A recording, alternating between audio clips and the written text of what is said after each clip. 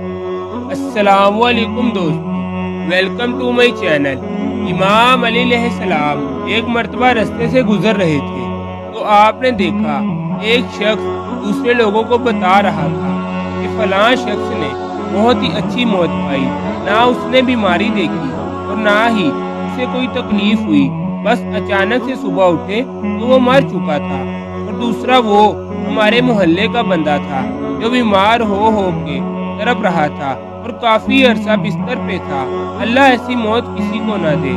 جیسے ہی امام علی علیہ السلام نے یہ سنا، آپ قریب گئے اور فرمانے لگے، اے خدا کے بندے، یہ کبھی نہ کہو، کیونکہ ایسی موت کا معیار یہ نہیں۔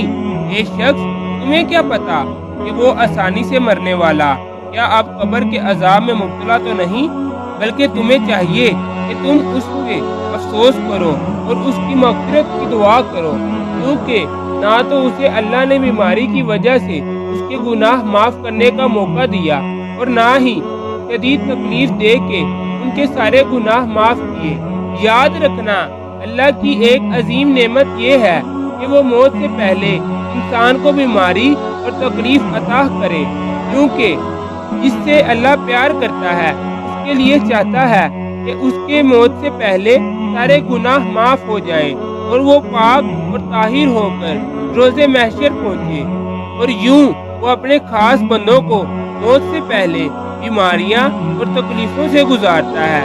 اور یاد رکھنا، کبھی بھی ایسے انسان کی موت پہ نہ ہنسنا، کیونکہ موت سے پہلے والی تکلیف اللہ کی طرف سے بخشش کی ضمانت ہے۔